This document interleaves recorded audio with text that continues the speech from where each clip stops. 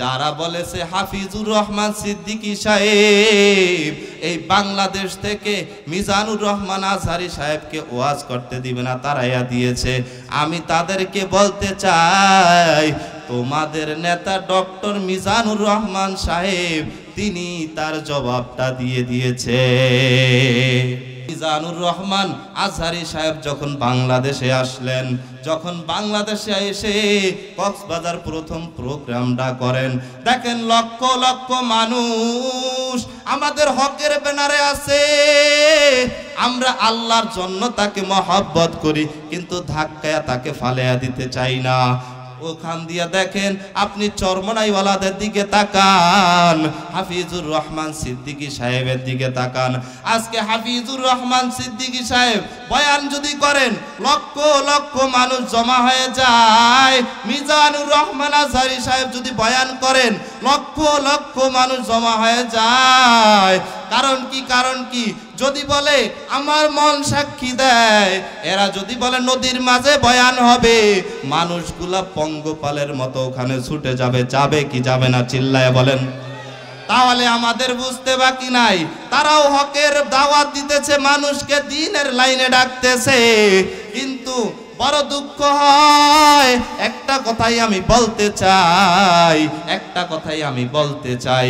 কথাটা হইল, ওই মিজানুর রহমান আজহারী সাহেব যখন বাংলাদেশ থেকে 5 বছর আগে চলে গেলেন, তখন ওই মিজানুর রহমান আজহারী যখন বয়ান বন্ধ করে দিয়েছে, আমার জামাতের কিছু জাতি ভাই বলতেছে হাফিজুর রহমান সিদ্দিকী নাকি ময়দান থেকে তাকে উঠাইয়া দিয়েছে, বাংলাদেশ থেকে তাকে তাড়াইয়া দিয়েছে। তাদেরকে আমি আজকে বলতে চাই, মিজানুর রহমান আজহারী সাহেব তার জবাবটা এই কক্সবাজারের ময়দানে দিয়েছেন। কক্সবাজার ময়দানে প্রথম ময়দানেই বলেছেন, প্রথম মাহফিলে সে একটা জবাব দিয়েছেন। আজকে আমি এই 5 বছর পরে আজকে বয়ান করতেছি, এই 5 বছর পরে যে আমি মাঠে বয়ান করতেছি, এর আগে আমাকে কখনো অনুমতি দেয়া হয় নাই, সরকার আমাকে কখনো অনুমতি দেয় নাই। আমাদের বোঝা উচিত, যারা আলেম ওলামাদের সমালোচনা করেছে, এজন্য আমি এটা দ্বারা একটা কথাই বুঝাইতে চেয়েছি, কারো দলাদলি করা যাবে না। যারা হকের ব্যানারে আছে তাদের বয়ান শুনবেন, আমল করবেন। এরে আল্লাহর গোলাম এত সুন্দর বয়ান করেন, আল্লামা হাফিজুর রহমান সিদ্দিকী, আল্লামা মিজানুর রহমান আজহারী সাহেব এত সুন্দর বয়ান করেন। তাদের বয়ানে মানুষ এতটা পরিমাণ হেদায়াত হয়েছে, হাফিজুর রহমান সিদ্দিকীর বয়ানে এতটা মানুষ হেদায়াত পূর্ণ হয়েছে। কতটা হেদায়াত পূর্ণ! আগে মানুষ নামাজ পড়তো না, এখন মানুষ নামাজ পড়ে। চরমনাইওয়ালারা দাওয়াত দেওয়ার কারণে আগে মানুষ নামাজ পড়তো না, এখন মানুষ নামাজ পড়ে। ঠিক কিনা? কথা বলেন, চিল্লায়া বলেন। আগে মানুষ দাড়ি রাখতো না, এখন মানুষ বয়ানের ময়দানে দাড়ি রাখে। কেন কেন কেন? এটা কাদের পরিশ্রম? এটা একমাত্র আহলে হক আলেমদের পরিশ্রমের কারণে।